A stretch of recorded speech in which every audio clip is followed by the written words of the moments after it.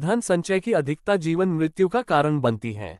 हिंदी कहानी पढ़ने में आनंद तो मिलता ही है, साथ ही सीख भी मिलती है। बच्चों को जिंदगी का पाठ समझाने में कहानियों का विशेष महत्व होता है। ये चैनल धार्मिक और अन्य महत्वपूर्ण जानकारियों से संबंधित चैनल है। इस चैनल का किसी भी अन्य संस्थान, कोर्स आदि से कोई संबंध नहीं है। हिंदी कहानी धन संचय की अधिकता जीवन मृत्यु का कारण बनती है। श्री कृष्ण एवं देवी रुक्मणी ब्रह्मांड भ्रमण पर निकले थे। तभी उनकी नजर एक परिवार पर पड़ी। उस परिवार के सभी सदस्य धन संचय में लगे रहते थे। दिन रात मेहनत कर पैसा भविष्य के लिए सुरक्षित कर देते थे। ये देख देवी रुक्मणी उनकी प्रशंसा करती हैं, जिसे सुन श्री कृष्ण मुस्कुराने लगे और कहते कि ये मूर्ख हैं। देवी ने उनके इस कथन का कारण पूछा।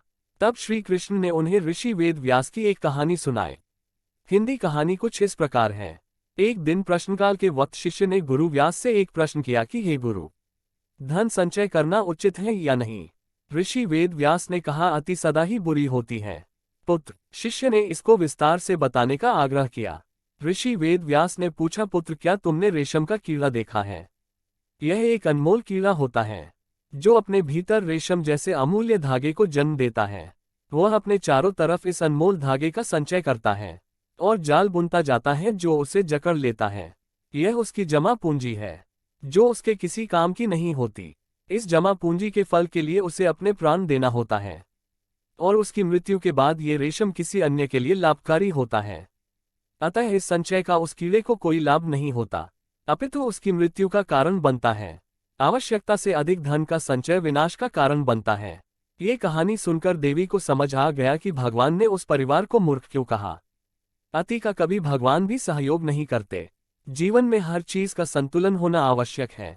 कहानी की शिक्षा, अति सर्वत्र वर्जयेत। किसी बात की अधिकता जीवन के लिए उचित नहीं होती।